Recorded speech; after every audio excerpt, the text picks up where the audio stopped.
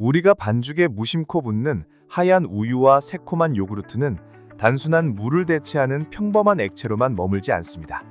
이들은 밀가루 속 전분과 단백질을 분자 단위에서 완전히 새롭게 재배치하는 아주 강력한 제빵 조절자 역할을 수행하죠. 오늘 우리는 이 하얀 우유가 어떻게 반죽에 천연 보습막을 씌우고 눈부신 황금빛 껍질을 빚어내는지 그 놀라운 메커니즘을 상세히 알아볼 것입니다. 나아가 정밀한 수분 계산법까지 이해하고 나면 홈베이커 여러분도 마법처럼 완벽하고 부드러운 빵결을 우리 집 오븐에서 직접 꺼내실 수 있게 될 텐데요. 하지만 이상하게도 우유를 그렇게 듬뿍 넣었는데 왜 우리 집 빵은 빵집처럼 푹신하지 않고 돌덩이처럼 무겁게 가라앉아 버리는 걸까요? 분명 레시피대로 정성껏 우유를 넣었음에도 기대와 전혀 다른 결과가 나와 당황하셨던 경험, 홈베이커라면 누구나 한 번쯤 있으실 겁니다. 사실 그 묵직한 실패의 이면에는 우리가 놓치고 있었던 재료학의 아주 섬세하고 예민한 원리들이 조용히 숨어 있답니다. 과연 무엇이 이 아름다운 마법을 방해했던 걸까요? 지금부터 그 비밀을 아주 쉽게 하나씩 풀어가 보겠습니다. 과거 유럽의 전통 빵집 풍경을 머릿속에 한번 떠올려 볼까요? 그때는 빵 반죽을 뭉칠 때 오직 주변에서 가장 쉽게 구할 수 있는 맑고 순수한 물만을 사용했습니다. 냉장고 같은 보관시설이 전혀 없던 중세시대에는 우유나 버터 같은 동물성 식재료가 금방 상해버렸기에 아주 구하기 힘든 귀한 사치품이었거든요. 그래서 서민들의 식탁에 오르는 빵은 오랫동안 껍질이 단단하고 거친 형태일 수밖에 없었죠. 그러다 1839년 오스트리아 출신의 한 베이커가 파리에 새로운 빵집을 열면서 제빵 역사에 기분 좋은 변화가 시작됩니다. 순수한 물 대신 우유와 버터를 아낌없이 듬뿍 넣은 비엔나식 제빵 기법을 선보이며 유럽 전역의 입맛을 완전히 사로잡은 것이죠. 딱딱하고 거칠기만 했던 식사빵이 케이크처럼 사르르 녹듯 푹신해지면서 마침내 빵과 달콤한 제과의 경계를 허무는 거대한 미식의 혁명이 일어났습니다. 흥미롭게도 당시에는 반죽에 우유와 버터가 얼마나 들어갔느냐가 귀족과 서민을 나누는 명확한 기준이 되기도 했습니다. 밀가루보다 버터와 우유를 더 많이 밀어 넣다시피 한 부드러운 브리오슈는 오직 귀족들의 화려한 식탁에만 오를 수 있는 특권이었죠. 반면 가난한 평민들의 빵에는 귀한 우유 대신 물을 섞어 부드러움을 희석해야만 했으니 빵의 배합비 속에 철저한 미식의 계급 차이가 숨어 있었던 셈입니다. 시간이 흘러 1930년대 뼈아픈 대공황과 거친 전쟁을 겪으면서 우유 제빵은 부족한 영양을 널리 공급하기 위한 철저한 실용주의적 관점으로 진화하게 됩니다. 특히 상온에서 오래 보관할 수 있고 멀리까지 쉽게 수송할 수 있는 가루 형태의 탈지 분유가 제빵에 적극적으로 쓰이기 시작했죠. 반죽에 탈지 분유가 대량으로 첨가되면서 빵의 영양가가 훌쩍 높아졌을 뿐만 아니라 공정에서 균일한 빵을 쏟아내는 대량 생산성도 비약적으로 발전하게 되었습니다. 반면 껍질이 질깃하고 단단한 하드깨 빵을 좋아하던 서양과 달리 아시아의 베이커들은 조금 다른 길을 걸었습니다.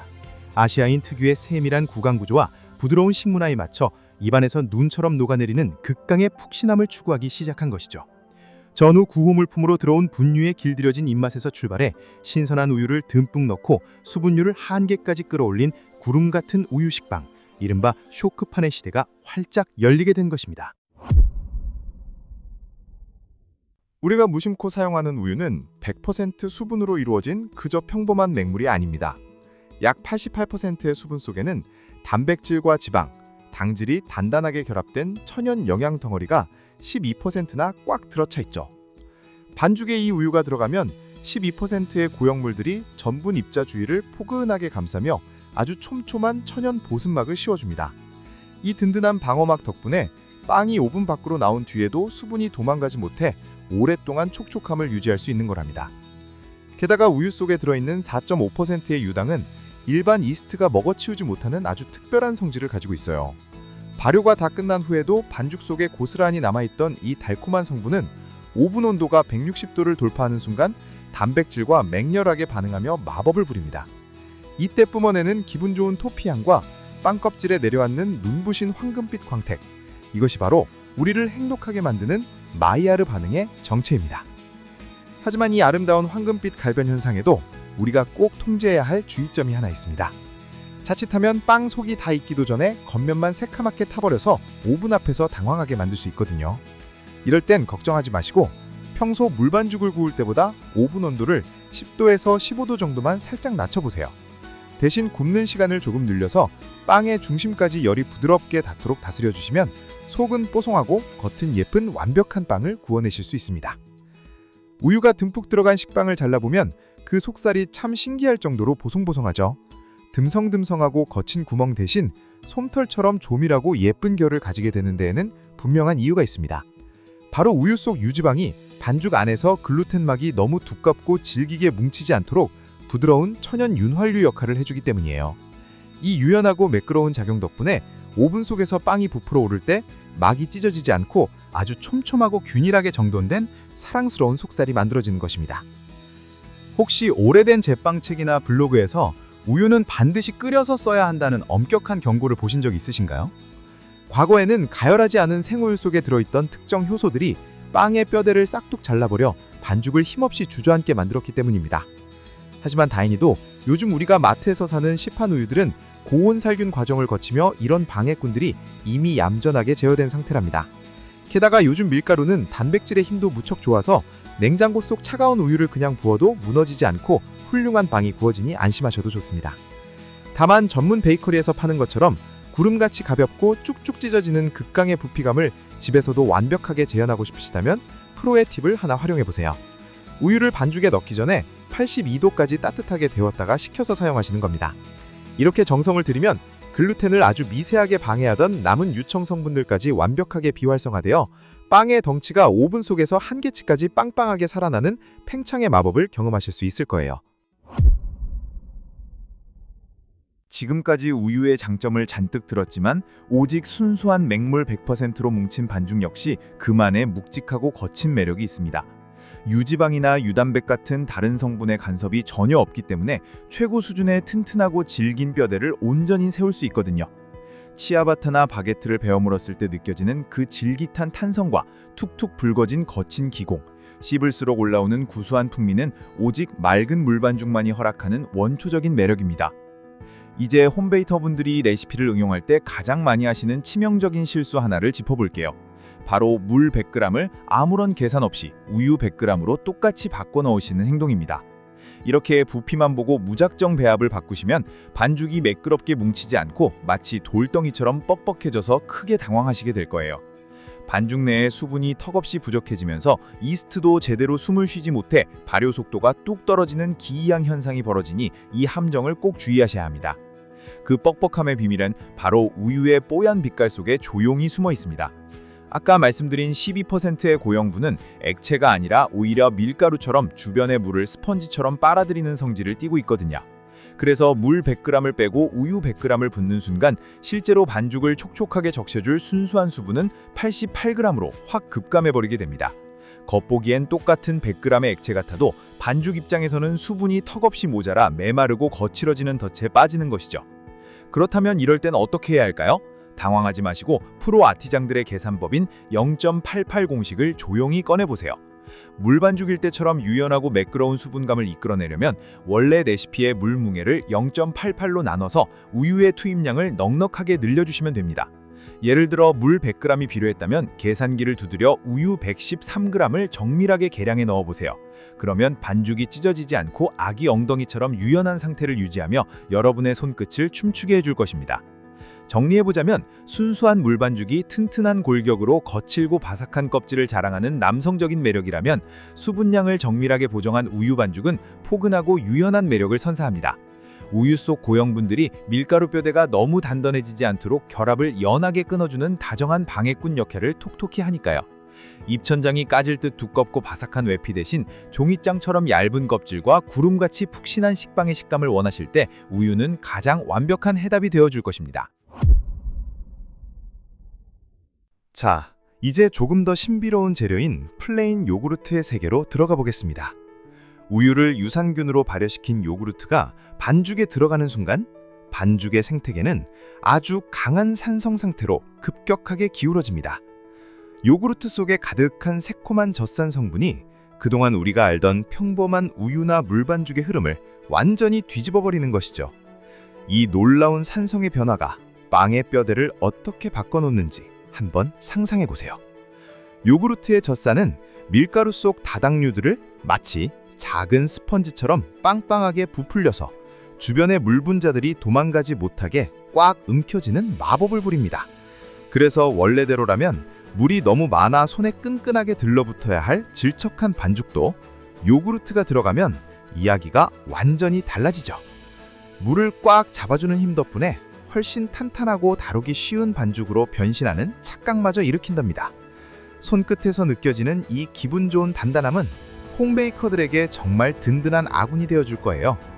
게다가 반죽이 산성으로 변하면 밀가루 속에 깊이 잠들어 있던 천연 효소들이 기지개를 켭니다. 이 효소들이 팽팽하게 뭉쳐있던 빵의 뼈대를 마치 마사지하듯 아주 부드럽게 풀어주는데요. 전체 수분량의 10%에서 20% 정도만 요구르트로 살짝 바꿔주어도 반죽이 고무줄처럼 부드럽게 쭉쭉 늘어나는 놀라운 경험을 하실 수 있어요. 이 엄청난 유연성 덕분에 오븐 속에서 빵이 풍선처럼 거대하게 부풀어 오르게 된답니다. 하지만 이 부드러운 늘어남의 기적도 욕심을 부리면 자칫 치명적인 결과로 돌변할 수 있습니다. 요구르트를 너무 과도하게 넣거나 발효 시간을 깜빡 잊고 지체하시면 반죽이 버틸 수 있는 산도의 한계점을 훌쩍 넘어서게 되거든요. 이때 얌전해던 효소들이 폭주하면서 반죽의 뼈대를 완전히 녹여버리고 가스를 잃어버린 반죽은 오븐 안에서 납작한 팬케이크처럼 무너져 내리고 맙니다. 그러니 늘 발효 시간을 세심하게 살펴주는 아티장의 통제력을 잊지 마세요. 반면 적절하게 잘 통제된 요구르트는 반죽 속에서 훌륭한 천연 보존제 역할도 톡톡히 해냅니다. 요구르트 속 살아있는 유산균이 뿜어내는 물질들이 빵 내부에서 수분을 촉촉하게 껴안는 캡슐 역할을 하거든요. 건강이 걱정되는 화학계량제를 단 한 꼬집도 쓰지 않고도 빵이 뻣뻣하게 굳어가는 노화 속도를 획기적으로 늦춰주는 천연 방어막이 되어줍니다. 덕분에 며칠이 지나도 신선하고 탄력 있는 빵을 식탁에서 즐길 수 있죠. 자, 지금까지 다양한 액체 재료들의 성질을 짚어보았습니다. 만약 여러분이 오늘 깜빠뉴나 사워도우처럼 밀가루 본연의 구수함과 시원하게 열린 기공, 직관적으로 바삭한 껍질을 구워내고 싶다면 정답은 분명합니다. 이런 날엔 유제품의 달콤한 유혹을 단호하게 차단하고 오직 100% 순수한 맹물만을 고집해보세요. 그럴 때 비로소 하드 계열 빵이 가진 그 거칠고 강렬한 탄성과 야생적인 매력을 여러분의 오븐에서 온전히 끌어내실 수 있을 겁니다. 반대로 매일 아침 사르르 녹아내리는 폭신한 우유 식빵을 굽고 싶으신가요? 그렇다면 냉장고에서 갓 꺼낸 찬우유보다는 살짝 연기가 날 정도인 82도로 따뜻하게 데운 우유를 사용하는 프로들의 팁을 기억해주세요. 그리고 아까 배운 0.88 공식을 적용해 물을 넣을 때보다 우유의 양을 13% 정도 넉넉하게 부어주시는 겁니다. 이 정교한 계산 하나가 반죽의 뻣뻣함을 완벽하게 잠재우고 구름 같은 부피감을 여러분께 선물해 줄 거예요. 유명 빵집 부럽지 않게 닭가심살처럼 쫙쫙 찢어지는 쫄깃한 식감을 원하신다면 요구르트의 뼈대 마사지 마법을 빌려볼 차례입니다. 전체 수분량의 15에서 20% 정도만 정밀하게 플레인 요구르트로 바꿔서 반죽의 유연성을 극대화해보세요. 단 산도가 폭주해서 글루텐이 녹아내리지 않도록 발효 상태를 다정하고 예리하게 지켜보셔야 합니다. 가장 완벽한 타이밍에 오븐으로 밀어넣는 베이커의 통제력만 더해진다면 실패 없이 눈부신 빵결을 만나실 수 있을 겁니다. 오늘 우리가 함께 알아본 세 가지 재료의 놀라운 차이를 한눈에 정리해볼까요? 순수한 물이 아무런 방해물 없이 밀가루 단백질의 튼튼한 결합을 돕는다면 우유는 12%의 고형물이 보습 코팅을 입혀 반죽을 다정하게 감싸 안습니다. 반면 요구르트는 강한 산성을 무기로 천연 효소를 깨워 반죽을 고무줄처럼 쭉 늘려주는 완전히 다른 역할을 하죠. 이처럼 각 재료가 가진 성분과 성질의 차이를 이해하고 나면 왜 레시피를 응용할 때 수분량을 다르게 계산해야 하는지 그 원리가 명쾌하게 다가오실 겁니다. 그렇다면 이 차이가 실제 오븐 속에서는 어떤 결과로 나타날까요? 물반죽은 단단한 골격으로 멋진 바삭함을 주지만 수분이 빨리 날아가 스팀 분무가 꼭 필요하죠. 반대로 우유 반죽은 촉촉함을 오랫동안 품어주지만 껍질이 순식간에 타버릴 수 있어 오븐 온도를 살짝 낮춰주는 섬세함이 필요합니다. 요구르트 역시 빵이 굳는 걸 막아주는 고마운 친구지만 발효를 놓치면 반죽이 완전히 무너져 내린다는 뾰족한 단점을 안고 있습니다. 결국 훌륭한 베이커란 재료의 마법만 기대하는 것이 아니라 치명적인 단점까지도 미리 계산하고 부드럽게 다스릴 줄 아는 사람일 것입니다. 제빵의 광활하고 깊은 세계에서 어떤 빵에나 무조건 정답이 되는 단 하나의 완벽한 액체란 존재하지 않습니다. 어떤 재료를 선택할지는 오직 여러분이 오늘 어떤 빵을 구워내고 싶은지 그 식감의 목적지에 달려있을 뿐이죠. 물이 가진 강인함을 이해하고 우유의 다정한 보습력을 정밀하게 계산하며 요구르트의 예민한 산성을 지혜롭게 통제해보세요. 이 원리들을 하나씩 내 것으로 만드는 순간 오븐 앞에서의 막연한 두려움은 사라지고 이제 여러분의 주방도 실패 없이 원하는 빵을 구워내는 멋진 아트장의 공간이 될 것입니다.